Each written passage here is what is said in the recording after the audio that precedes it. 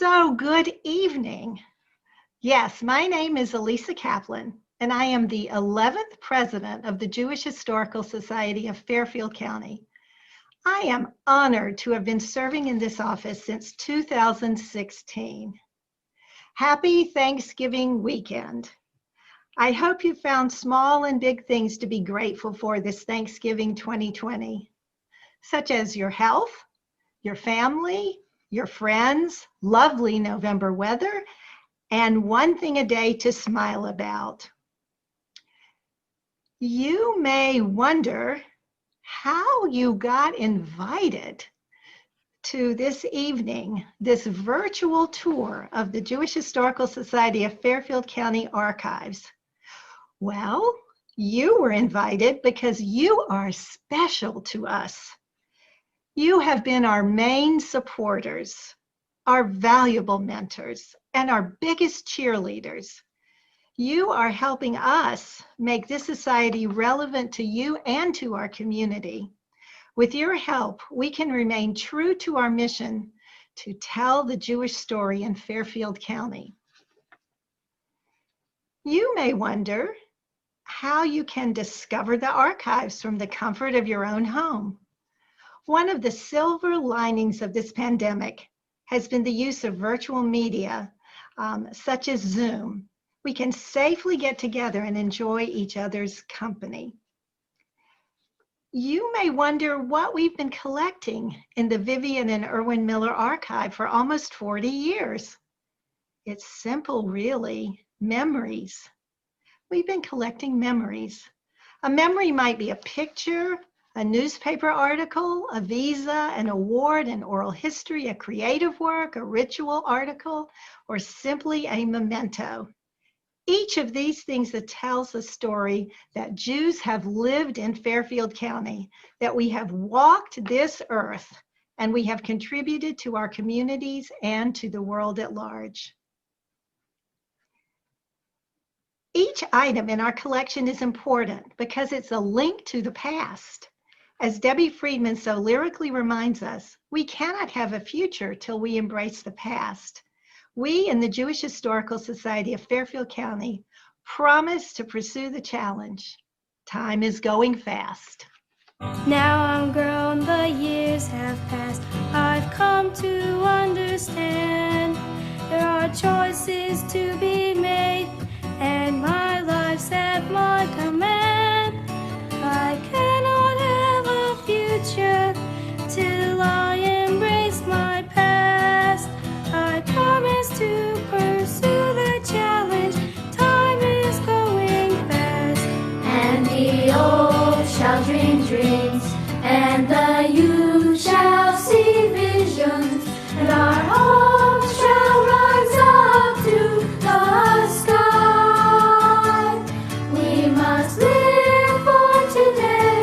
We must build for tomorrow. Give us time, give us strength, give us life. So, what's this program going to be about tonight? We have some questions to ask, and we hope you'll find some of these answers during our presentation. Why do we have a Jewish Historical Society of Fairfield County? Do you know where the JHSFC Archives are? And do you know what's in it? Why are oral histories so important? What are some of the treasures of the archives? And what is our family store? What is that all about? Well, we will find these things out. So we have one more thing that you might wonder about. You may wonder, what is history anyway? Well, that's simple. History, it's about us.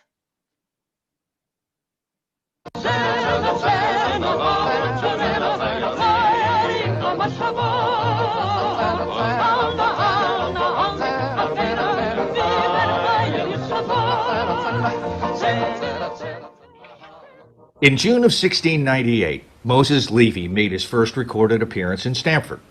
In the 1730s, Jacob and David Hayes bought what is now called the Bush Holly House.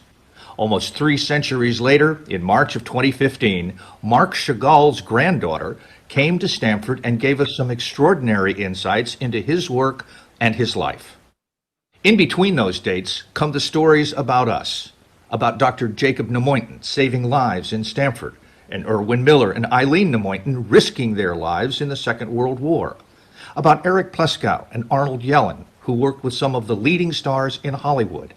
And did you know that Milton Mann attended the Nuremberg War Crimes Tribunal, and Arthur Koffler met with Egypt's Anwar Sadat, or that Golda Meir bought shoes from Jack Skydell's store?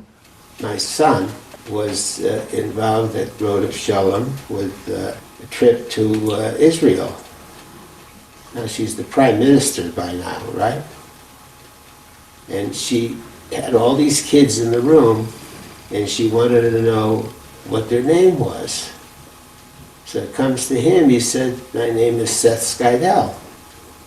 She says, "My slippers come from your store." And Ellie and Mort Lowenthal met with the Pope. He's a very congenial person, and you can talk to him. You know, he's very interested in. Who told them what he wears when he goes skiing. What do all these people have in common? They're all Jewish. They're all part of Fairfield County. And without the Jewish Historical Society, you wouldn't know any of their stories. There's so much more to tell. About Dr. Harry Romanowitz performing a sample circumcision on public TV. We're about to perform a mock circumcision on this wonderful infant who won't be crying much because he really is a mannequin. About Julian Padowitz escaping through the mountains from Poland. We climbed on all fours. At the top of the mountain, we were finally out of Poland and out of the Soviet clutches. But where were we? About Harriet Brynon opening up her Strawberry Hill medicine cabinet to quite a surprise. I discovered one day that if you open the medicine cabinet, at the same time your neighbor opened his medicine cabinet, I learned that he had a yellow terry cloth bathrobe. Telling these stories about all of us is what we at the Jewish Historical Society do. But there's so much more to tell.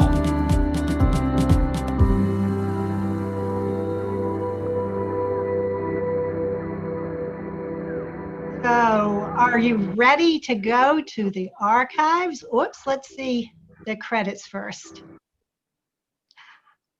Let's go to the archives. Take it away, Leah Tillman. Thank you, Alyssa. Good evening, everyone. My name is Leah Tillman, and I started as a volunteer, then was elected to the board and became vice president in charge of the archives. In that capacity, I oversee the day-to-day running of the archives and the business office, as well as the wonderful people who volunteer their time and talent each week. Until we can go to the archives in person, a short video will have to do. Mark Freundlich did the filming, and David Kaplan offered his services for the editing so that I can give you a short virtual tour of the archives at 990 Hope Street, rear, at the back parking lot of the State Cinema.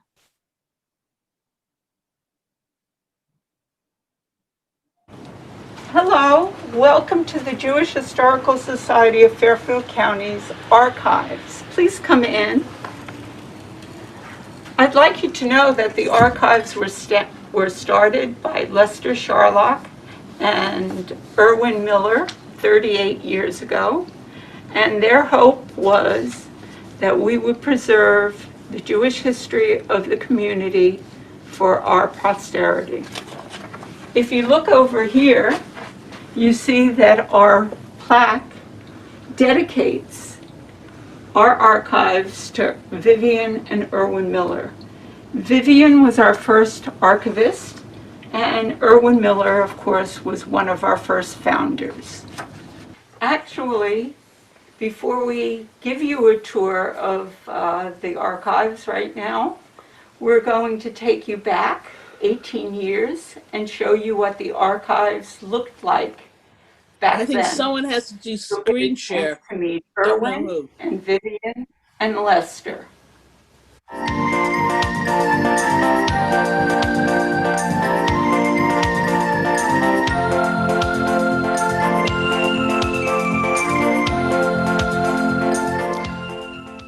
I'm Erwin Miller, and this is Lester Sharlach. We're one of the two first presidents of the old Stanford Jewish Historical Society, which is now the Jewish Historical Society of Greater Stanford.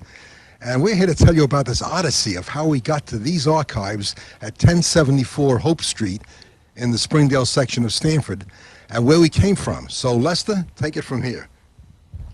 When we first were getting organized, the Jewish Center gave us a closet to use to store our archives, and it was about the size of a small pantry. We then realized that we need additional space to continue collecting the memorabilia of our Stanford Jewish history. We went looking and arrived with this space on Hope Street, which Joel Friedman owned, and this is about 300 square feet. First of all, I'd like to thank two people who really helped to put this archive together, and that's Erwin Miller and Lester Sharlach, who put together all of the cubicles and the desks and all the furniture, the shelves, etc. I'm putting in information that this is mostly local information from our newspaper. I'm Eileen Nemoington, one of the workers at the archives.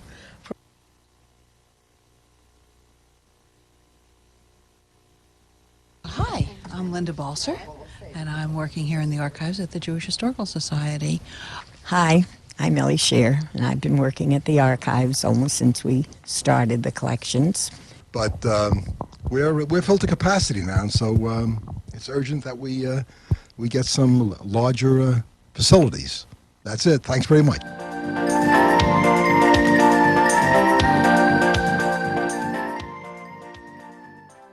Welcome back. Come, let's take a look around.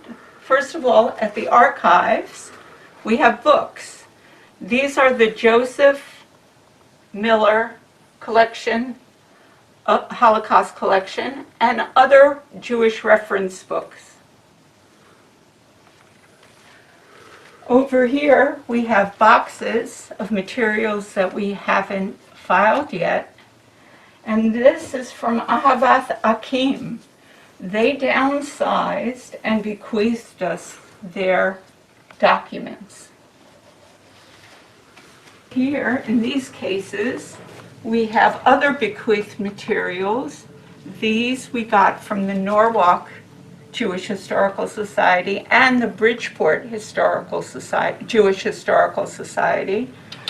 And when they closed, they gave us all the materials. Over here we have our gray boxes. Inside our gray boxes are various documents. There are letters, newsletters, they can be pictures, and it's a variety of Jewish organizations.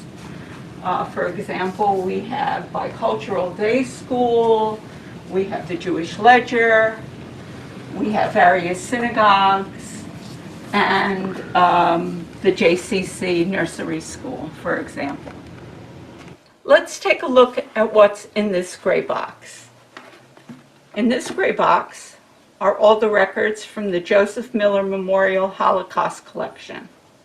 So we not only have the list of all of the books, their name and author, but we also have a document that shows you how much they paid for each of the books.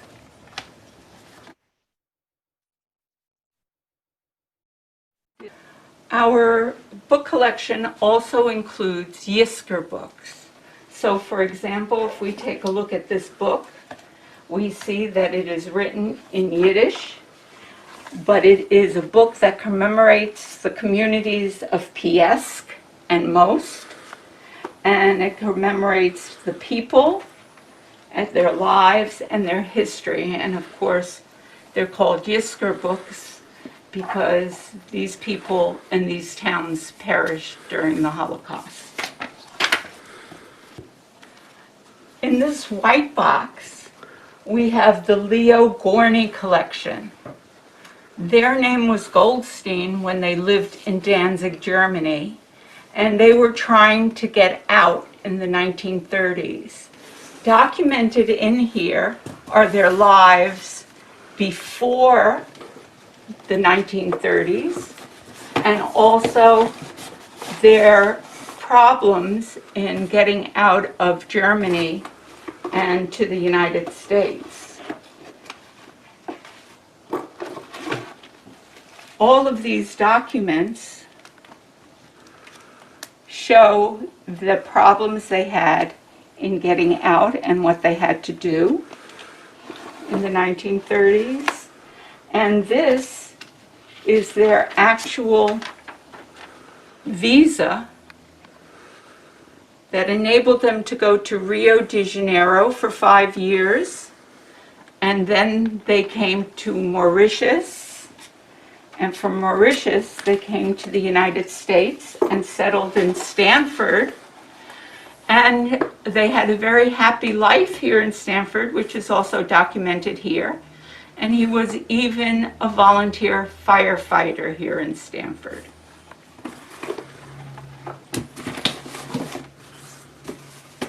Now I can show you how things from two different collections can give us a better picture of a person. We're going to use a federal judge, Samuel Melitz, and if we look at the Congregation Ahavath Akim material, we have quite a few things about Judge Melitz. And from the Bridgeport collection, which we talked about a little while ago, we have a telegram from Abba Eben to Judge Melitz. We have a letter from J. Edgar Hoover. And we have a lot of material from the Shimshon chapter, which was the Judge Melitz chapter of Shimshon. We also have many plaques, awards, and pieces like this. These are the donations of Adath Israel Hebrew School in Bridgeport in 1890. And if you look really closely, you can see that people gave as little as 25 cents to the large amount of $5.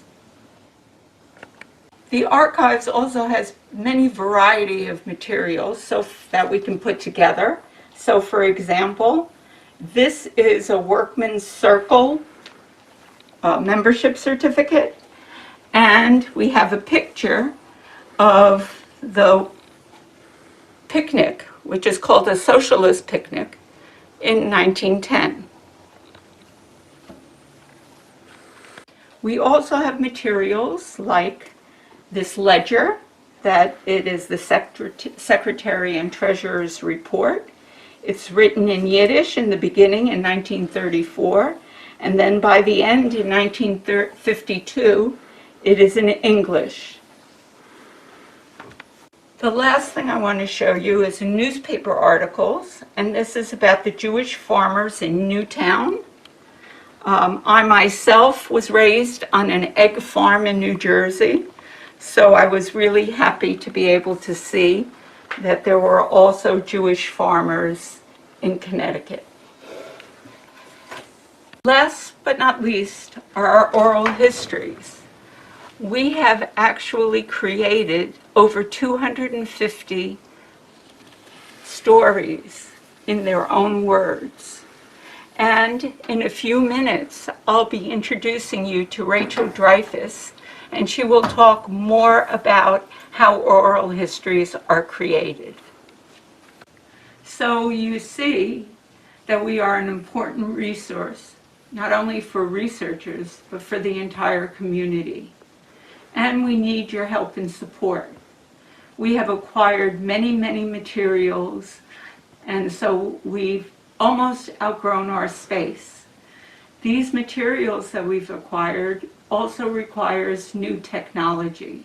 So please keep this in mind when you are giving.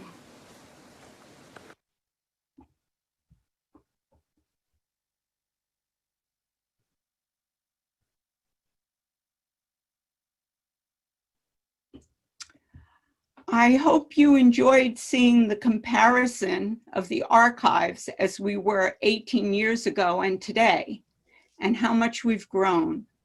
One of the strongest areas is in our oral history collection. I would now like to introduce you to Rachel Dreyfus from the Congregation for Humanistic Judaism in Westport.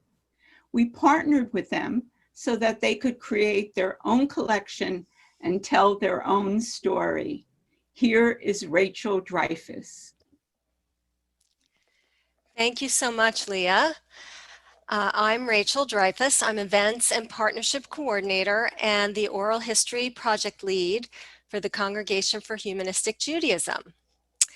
Humanistic Judaism is a dynamic, contemporary alternative to traditional Judaism, and we're organized with a set of beliefs, Jewish beliefs, that are secular. And you could read about some of our philosophy on our slide. I'm not going to go into all of this, but we hope that you'll visit our website at humanisticjews.org and learn more about us. Ours was only the second congregation of its kind in America, started in 1967. A rabbi named Sherwin Wine founded the first congregation of humanistic Jews a few years earlier than that in Detroit, Michigan. And now we're a recognized branch of Judaism by the United Jewish Communities of North America.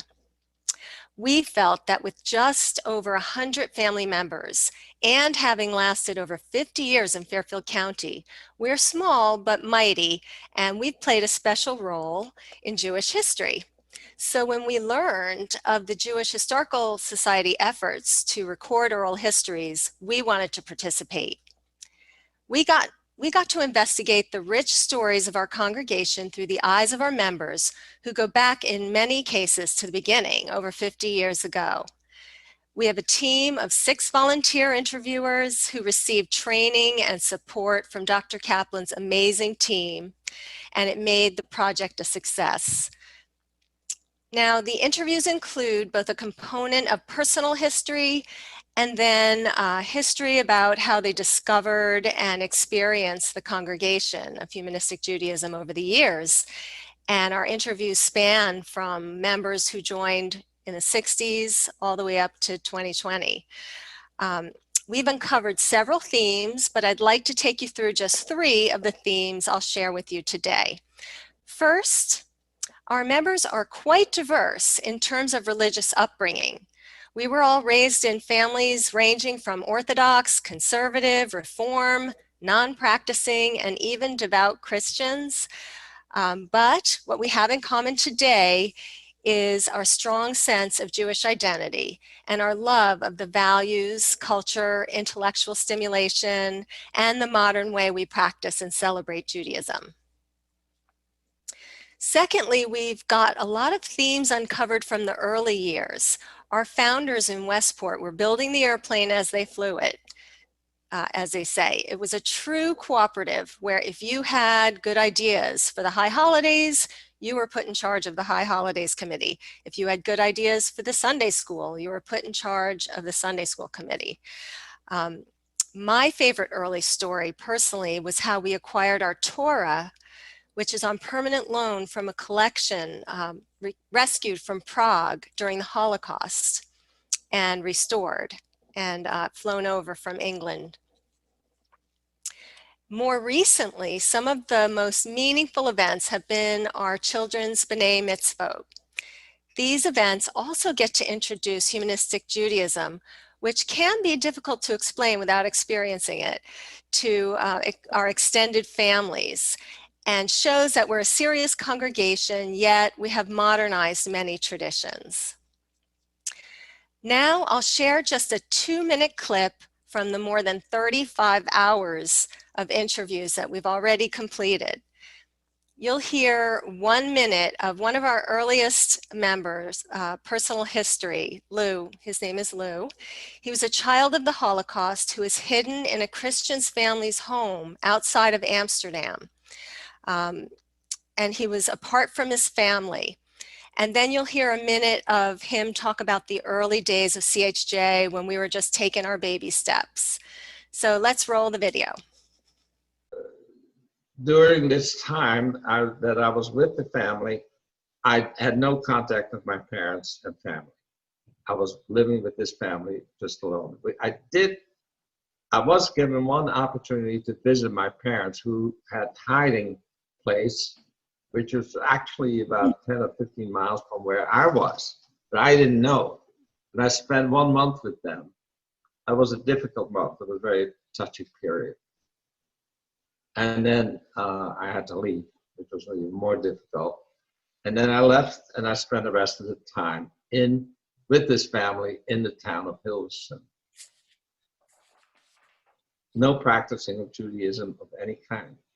In fact, it was dangerous to try to do that. Of course, Lou. Thank you. So you became involved very early on in the beginning of CHJ, in the very early years. Very much so. That goes back almost, 69. Right. So what was that like at the very beginning?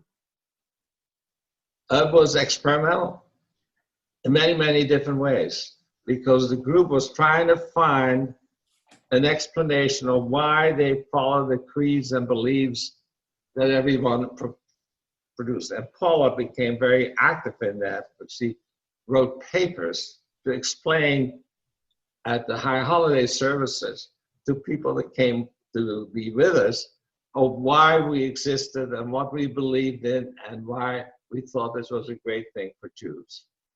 And we met Sherwin Wine, of course, during that time period, and that became an influence as well. Although not as much, because he was in Detroit and we were in Connecticut, so that was not really that much of an immediate action between us. So now I will turn it over to Peter Lilienthal, Executive Vice President, who will speak about another area of the Oral History Project. Thank you.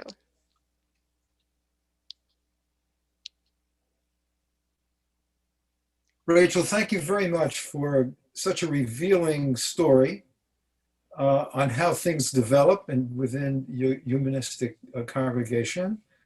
And the fact that we have an expertise in the Jewish Historical Society for how to do oral histories. And the very fact that that expertise sits there with all of the documentation and so on is really quite critical. So we have another project that we're looking to do. As soon as this COVID goes away, we're going to do a project of grandchildren interviewing their grandparents. No better way to take a look at love door to door and to have these grandchildren linked to the past through their own families. And so it's something that we look forward to very much. And we're going to wind up doing this as soon as this COVID thing is over. And there are a number of grandchildren that we know about that want to do this. So Rachel, thank you so much for what you've done and what your organization is doing in such an educational thing. And I'd like to now turn this over to Rhonda, who's going to talk about certain details in our archives. Thank you, Peter. I am Rhonda Ginsberg. I'm secretary of the Society, and I'm also working on a database project that will be putting some of our artifacts up on a Connecticut collection database, along with museums and history centers all throughout Fairfield County and Connecticut. So as we say, every box we open has treasures. You will be hearing from 5 of us about some of our treasures: myself, Ann Peskin, Peter, David Kaplan, and Jeff Benjamin Dremmer. So the first one we will be hearing about is, next slide, Miriam Karpelov. And Miriam was born in a small town near Minsk in 1888, I'm sorry. And she and her 9 siblings were raised in an observant home. And unlike most girls in Eastern Europe, she received both a Jewish and a secular education and was trained as a photographer. She emigrated to the US in 1905 as a teenager and became involved in the labor Zionist movement. And she spent much of the 1920s in Palestine. She died in 1956 in Bridgeport. Next, Miriam was one of the most prolific Yiddish writers. Only 5 of her works were published in book form. Her most famous book is The Green Diary that you could see there from our collection. It's called The Diary of a Lonely Girl, and it explores the upbringing of girls in Eastern Europe and the problems they faced as they came to the United States when they emigrated. And we received it as part of the Bridgeport collection when the papers were, when we took over the collection. And we have a lot of her handwritten pieces in both Yiddish and in English. And next slide. So you could see some of her work. Again, this is long before computers and typewriters, so everything was handwritten in English. And this is one of her stories. Next slide. So we have a scholar at the University of Chicago who is very interested in our collection and is hoping to come to the archives to do research on our collection and potentially write a book about Miriam. So it's very exciting, some of what we have in our archives. So now I'd like to introduce Ann Peskin, who will speak about Maya Walensky. Thank you, Rhonda. I am chairman of the Council of Advisors at the Jewish Historical Society, and let me tell you about Julius Walensky. In 1969, Stanford elected the first Jewish mayor. Julius Walensky was the only member of a minority group that held this office. Next. He graduated from Rensselaer Polytech and then went to work at Yale and Hill and Town Manufacturing Company. And he retired in 1967. It was in 1969 that he was elected as mayor. His term was from 1969 to 1973. He ran as a Republican. As mayor, he worked to enlarge the recreational facilities of Stanford. Cove Island, Kosciuszko Park were expanded. Sterling Farms Municipal Golf course was established. The city had acquired 118 acres from the Goodbody estate on Westover Road. 5 of those acres were spent on building up and restoring Fort Stanford.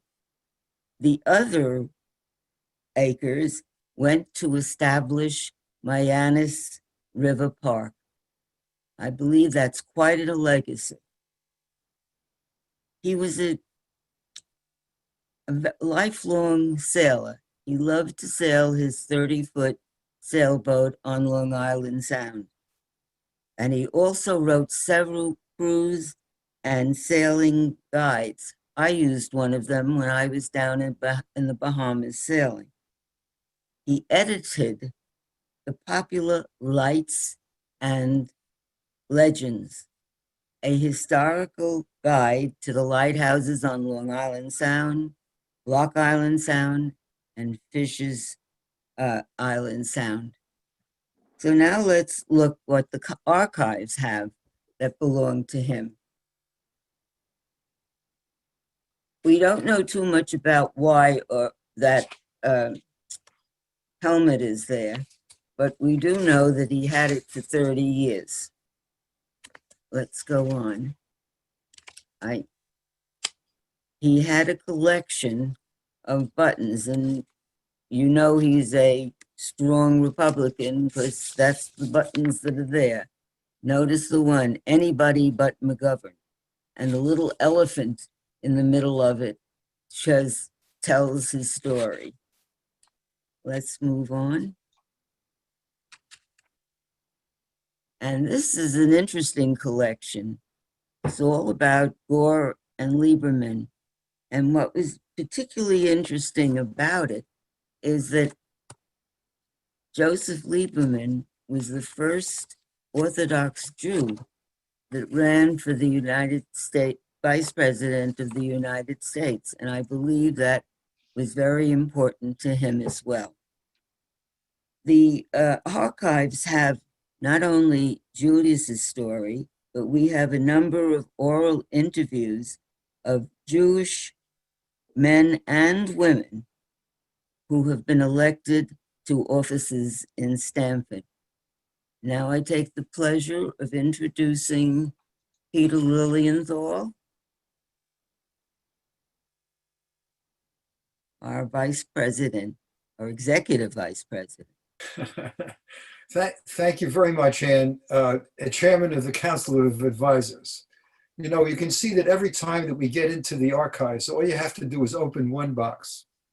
And I happened to open a few boxes, but one that really struck me was a Purple Heart that was given to the archives by the Coleman family. And the very fact that that we have that, this was by the Perlman family, and this is Coleman Perlman's Purple Heart that the family gave to the archives, and we treasure it very much. Next, please. There's the certificate, and you can see that he got this as a result of having died on June 15th, 1944. And, you know, I must say that this really tugged at my heart, because this is touching something that you know was very dear to the family. And the very fact that they would, in fact, include it in our archives meant a lot to me. Next, please.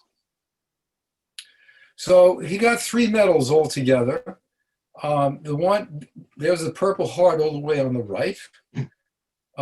The one all the way on the left was given to servicemen who were in fact in the service and achieved a certain level of bravery. And he also received the Medal of Valor in the center. Next, please. Now, it's amazing what happens. You'll hear later from Gail about the family store. And it turns out that the Perlman family opened up a jewelry store. And this is the license that they got. And Arnold Yellen, who was a member of our board, and obviously right now he's a member of Ann's committee on of the people who are helping us later on. And he said, you know what, I remember that store.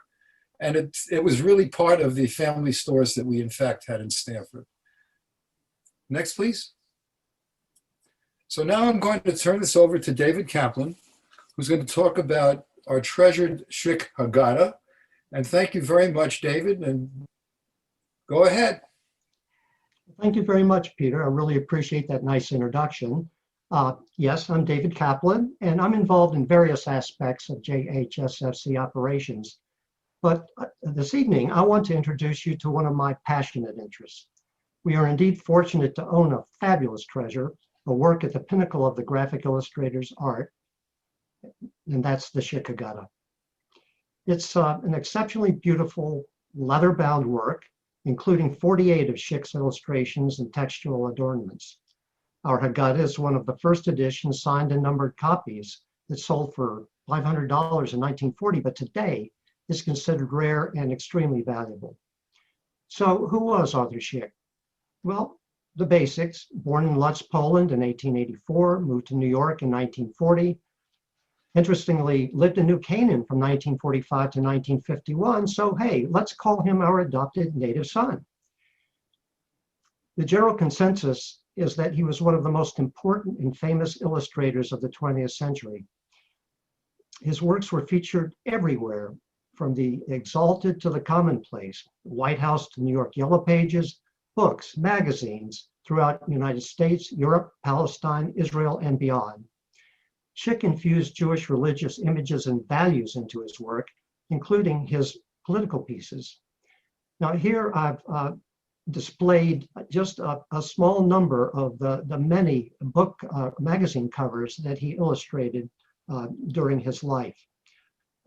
I could have shown you a similar slide for his book covers. Now, Schick considered himself an activist who used his art as his sword, whether supporting the fight against the Bolsheviks in his native Poland, commemorating George Washington and the American Revolution, advocating for a Jewish homeland in Palestine, or as depicted here, fighting as one of the first anti-Hitler cartoonists, explaining cleverly that the painter of books wants to reply to the wall painter. Allegedly, the Fuhrer put a price on the head of his nemesis. In this poster, he portrayed himself at his desk, finishing off a rogues gallery of Nazi and Axis leaders. In his Haggadah's 48 paintings, he injected his anti-fascism into his art. In the center, you see Schick's illustration of the four sons. Note the Hitlerian mustache on the wicked son, upper left, who is dressed in Bavarian attire. Another political statement illustrating Schick's advocacy of Zionism is at the lower left. The son who does not know how to ask is depicted as a Palestinian pioneer. The other illustrations depict the range of beauty, detail, and hyperrealism that contrast greatly to the stylized and often cartoonish illustrations we see in other Haggadahs. In 1945, Schick moved to New Canaan, where he lived until his death in 1951. Much of his important work was produced there. The historian Cecil Roth says it well: to call Arthur Schick the greatest illuminator since the 16th century is no flattery. It is a simple truth which becomes manifest to any person who studies his work with the care which it deserves. We are immensely proud to have Schick's Haggadah both for its artistic value and for the Jewish values he imbued in this work. I'll now introduce Jeff Bendremer, who will tell us all about our chair menorah. Jeff, take it away. Good evening, everybody. Thank you, David, for that lovely introduction. My name is Dr. Jeff Bendremer. I'm one of maybe the newest board member. As you can see, the archives house many, many different kinds of items, and some of these are religious in nature. So consistent with this season, I get to talk about menorahs. It turns out that the archive has 3, and I'm currently investigating some of them, including one that may be by a famous Israeli artist, David Palumbo. But tonight, I'm here to talk about our chair menorah. Next, please. So this one is one of the most interesting menorahs I have ever seen. It was donated generously by Shirley Sklar. And of course, we're always grateful to have donations. It consists of 9 tiny chairs for each of the 8 nights of Hanukkah, and of course the shamus as well. These were available for purchase at the Jewish Museum store, and that's where we think this one came from. Next, please. So ours is the archives example is a modern example of this style, It was patterned after a 19th century specimen, specifically a one from around 1885 from Stolin in Russia or Belarus. As you can see, each of the little chairs says Ner Hanukkah, Hanukkah lamp. Next, please. So I had never heard, I don't know if any of you have, but I had never heard of a chair menorah. Once I started to research this, I found out that this style of menorah was actually quite common or popular in parts of Eastern Europe, and particularly in the mid-19th century through the early 20th century. So here is an example at the Jewish Museum of the chair menorah, Stolin 1885, that you can see what an original looks like. Now ours is a reproduction, and this is an original from 1885. Next. And here's another example from Eastern Europe or Germany, 19th century. Notice that these items are made of pewter, and sometimes they were made of brass as well. They're made from base metals, but they're trying to look like silver.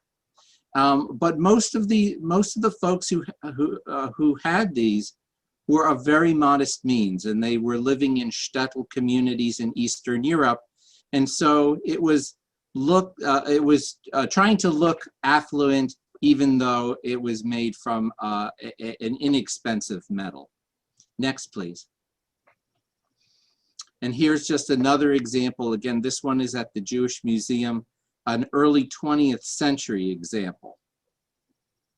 Next.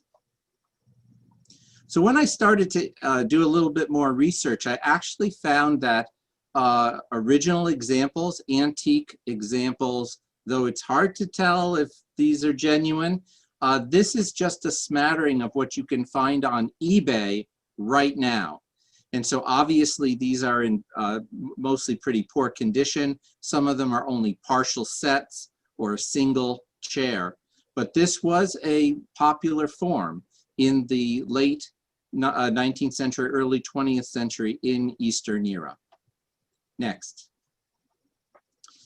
So you can find many examples like ours, which is in the lower right-hand corner, but other designs as well for chair menorahs on the internet right now. I feel like it's very appropriate to do this particular presentation given this time of year. Thank you very much and have a very happy Hanukkah. I'd like to introduce Gail G. Trell, our next presenter.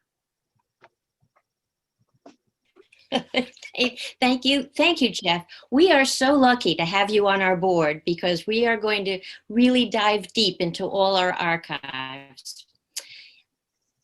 I'm Gail G. Trell. The G stands for grouper. My family is 6 generations Stamford. So I was born in Stamford 77.5 years ago as the 4th generation.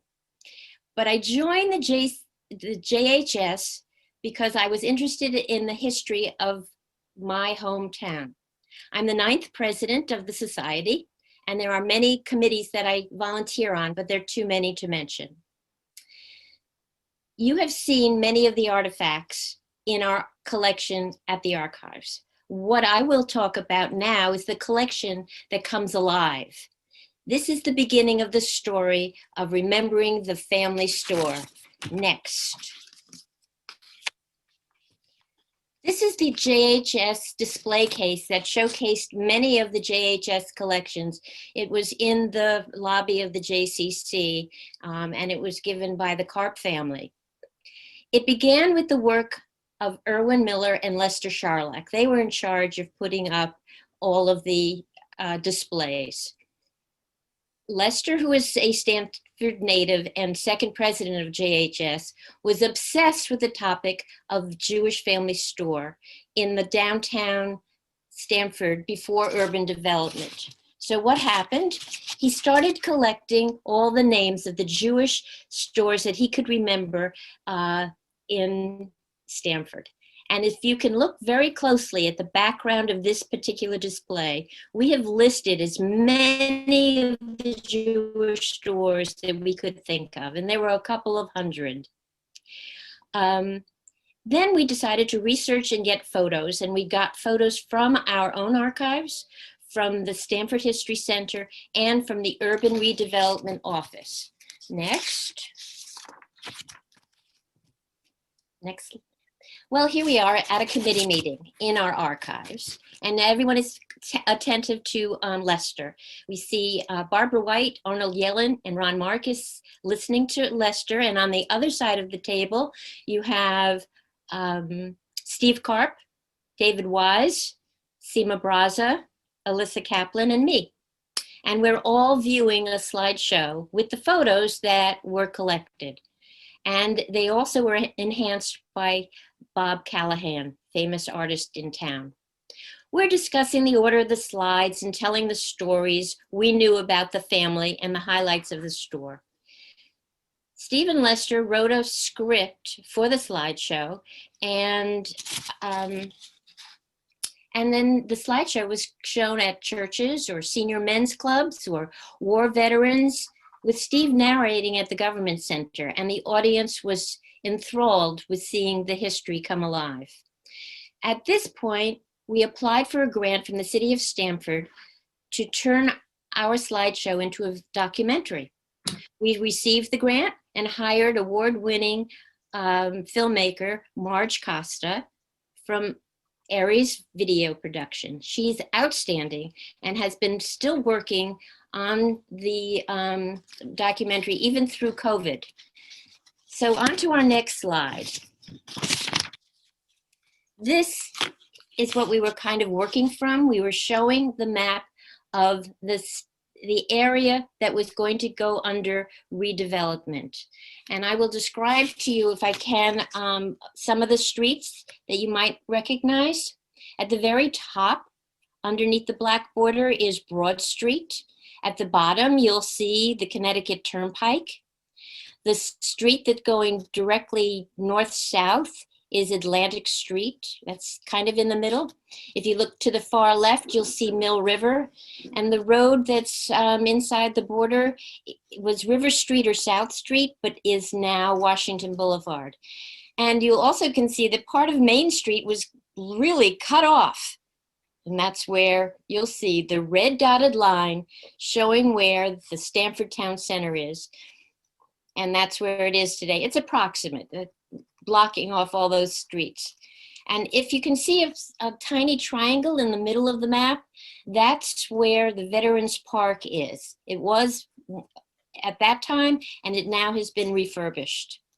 The committee decided to focus on 5 streets: Pacific, Atlantic, Main, Bedford, and West Park Place. That's what you'll see in our video. So next. Here is a typical slide that will be seen in the documentary. It is the storefront of Rovin's Curtain Shop.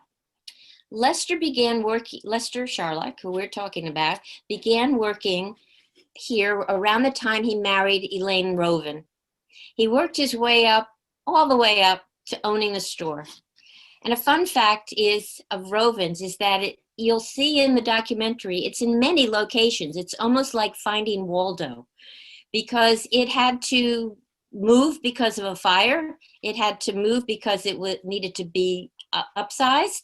And we also see that it moved to Broad Street for an improved location. It's there in many scenes. Also, to make the film meaningful to the Stanford newcomer, there will be now and then photos by local photographer Bernie Weiss. For example, where Yukon is located, it used to be Bloomingdale's. Next. Here we see Lester being interviewed in front of a green screen. Most of our interviews were interviewed by Marge this way. To add to the relevance of the memories of the family store, we interviewed members to tell their stories. At first we thought, 8 or 9 people, but the number grew to almost 30. The committee also decided to bring in other cultural families to showcase the diversity of the family stores. So it's not just the Jewish merchant. And that was one of Lester's wishes. Therefore, when we show the documentary, it'll be attractive to more of the community. Next, we want to show you how the green screen works. Here you see Lester, but the filmmaker was able to project an image behind the interviewee. It's like magic. This was the documentary. This documentary adds many family photos and interiors and details that enhance the person's stories. So without further ado, we are about to bring you the trailer of our documentary. Ready?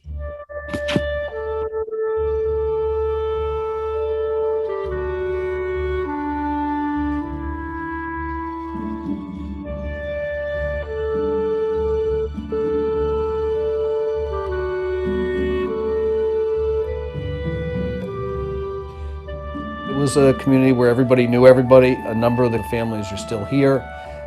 It really was the bedrock of Stamford in the first half of the 20th century.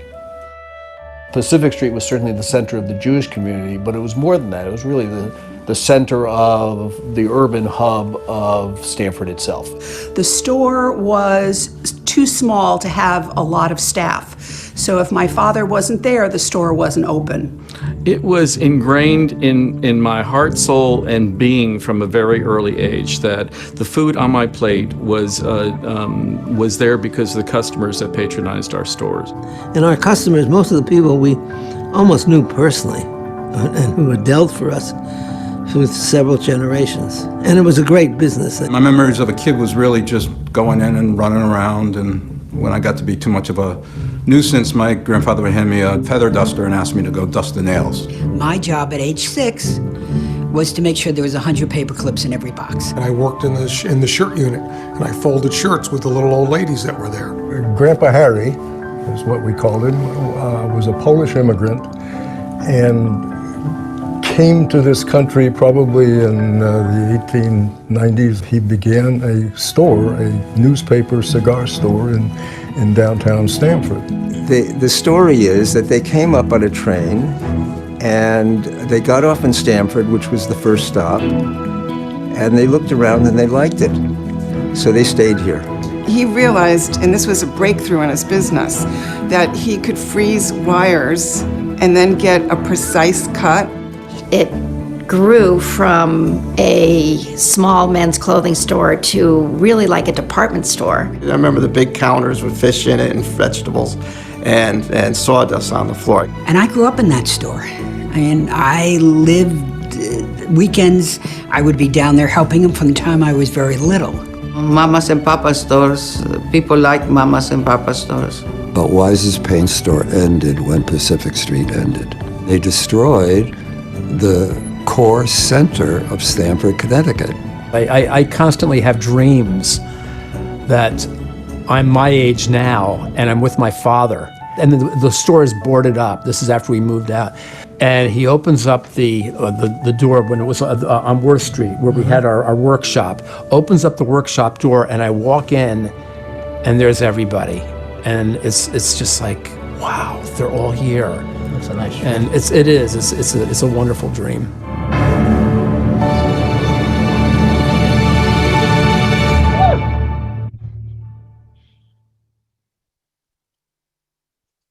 So remembering the family store, you see a little snippet of it, and we plan to show it sometime in 2021. But sadly, very sadly, unexpectedly and untimely, Lester passed away in July, and we were devastated. Once more, we want the community to know that the success, dream, and vision of remembering the family store is Lester's. We are dedicating this project to him. He truly led this venture, and still does, because we still hear his voice telling us what he wants done. We honor his dream. Now I'd like to turn the program back to Alyssa. I'm going to turn it over to Peter Lilienthal to say thank you. Melissa, thank you. And Gail, thank you. That was fabulous. Really terrific. So by now, you know what the Jewish Historical Society is all about. Home for Jewish memories and telling the stories. Over the years, ever since it all began with Erwin Miller and Lester Sherlock, they created terrific relevance to who we are and what we do. I couldn't see my And Alyssa mentioned that she is the 11th president. Gail mentioned that she was the 9th president. And we've had one terrific president after another who've dedicated a good part of their lives to making our organization what it is today. So we have the archives with Erwin Miller, remembering the family store with Lester Sherlock. Last November, and the Holocaust Library that was founded and given to us by Joseph Miller, which Leah showed you as we toured the archives. And last year's Heritage event, we launched our project on Holocaust education, honoring Judy Altman and Agnes Verdes. So we've evolved into Fairfield County, and the very fact that we have, in fact, saved the archives in Bridgeport and Norwalk, and the very fact of being able to tell Judge Samuel Militz's story would never have happened without that. And of course, Leah spoke to a number of other aspects to the Norwalk and Bridgeport archives. But how about sustainability? We're going to be building and shaping for the future. We have a very dedicated board and past presidents, and the wisdom from our council of advisors under the leadership of Ann Peskin. And thank goodness for Zoom, we have Maggie and Bernie Levy back in the fold as they live in the Midwest and are able to attend our meetings. So in order for us to maintain and build, there are a number of projects that we are currently working on. One is to further develop our website. We're working on reimagining the library under the leadership of Gail Trell. We are expanding and making more sophisticated our technology. And as indicated by Leah, we are in fact developing right now a 5-year plan for the archives, of which Jeff is a member of that committee and giving us a very good input. So funds come mainly from our membership and the generosity of people like you. On behalf of the Jewish Historical Society of Fairfield County, I want to thank you for your support and to continue as best as you can to enable us to yet grow in our relevancy and our ability to sustain and continue our growth. Thank you very much. Back to Alyssa.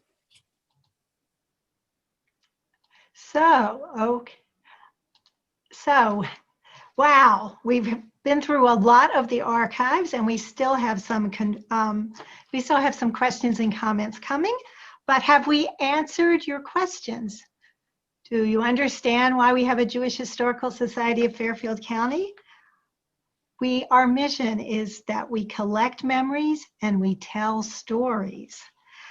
Do you think you could find the Jewish Historical Society archives and know what's in it? Behind the State Cinema. Can you see how oral histories bring people alive?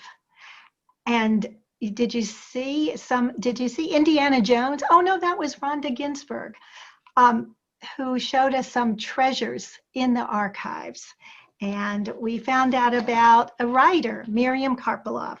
We found out about our first Jewish mayor, Julius Walensky. We found out about a veteran and a hero of World War II, and we have his Purple Heart and his awards. Thank you, Peter Lilienthal. We found out about an artist who lived right here in our area, Arthur Schick. Thank you, David Kaplan. And we found out about the chair menorah, and that we have ritual objects for Hanukkah and other ritual objects as well, you will find out later, in our archives. Thank you, Jeff Bendrimer.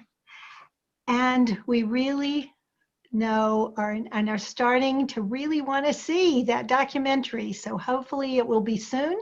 Thank you for telling us how it came about, Gail G. Trell.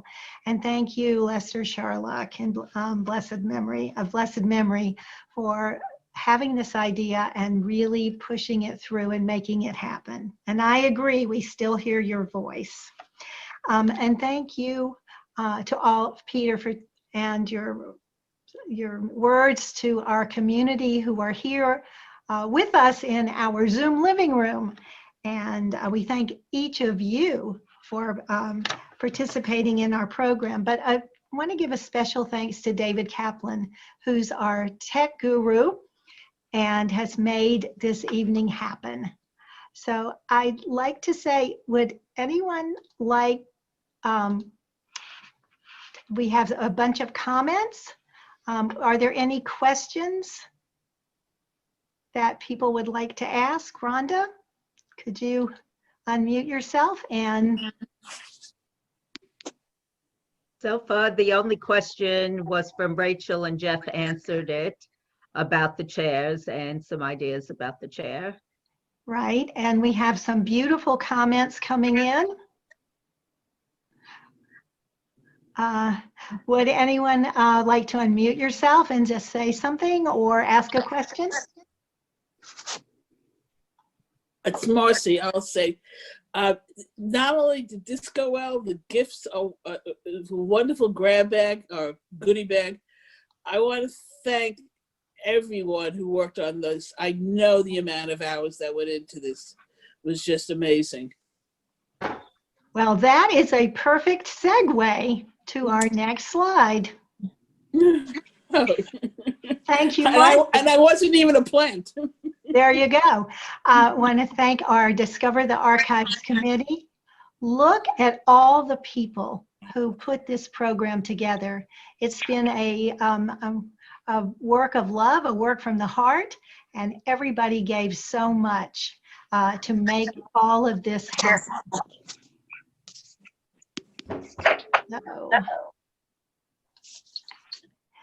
And so now it's time to talk. This past week and over Shabbat, the Jewish world read the story of Jacob's ladder.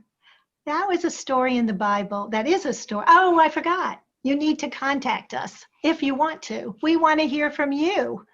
And so before I go into Jacob's ladder, you could climb into the internet and come to our website, and here's how you contact us. And you can call us on the telephone. If we're not there, we promise we will answer those calls.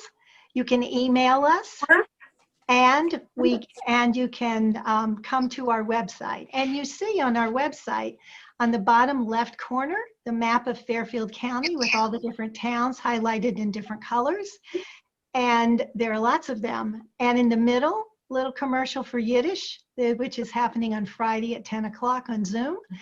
And there's programs are spotlighted on our website. If you missed something or you just want to see what we've done in the past, we have programs that you can listen to and watch on our website, and book talks as well. So here's what our website looks like, and we really do want to hear from you.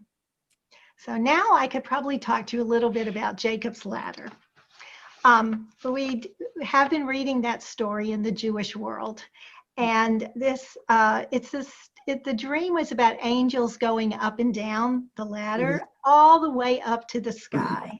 So we at the Jewish Historical Society of Fairfield County have dreams and visions too, as you've been hearing about tonight. Like Jacob, our hopes rise up to the sky. We're working very hard to make today important, and we're building for tomorrow. We have hope, and we are strengthened by your coming tonight, and we're breathing new life into our work. So watch out, here we come. We live for today, but we must build for tomorrow. Childhood was for fantasies, for nursery rhymes and toys.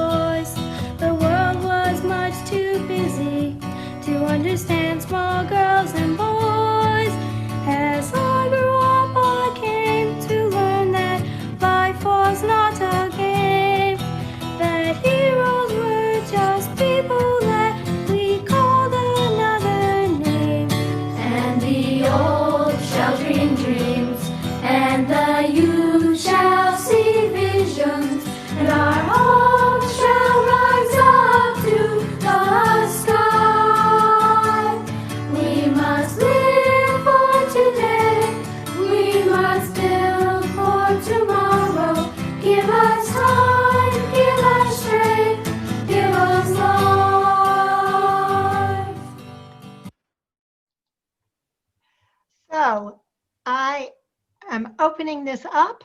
I want to thank everyone for coming.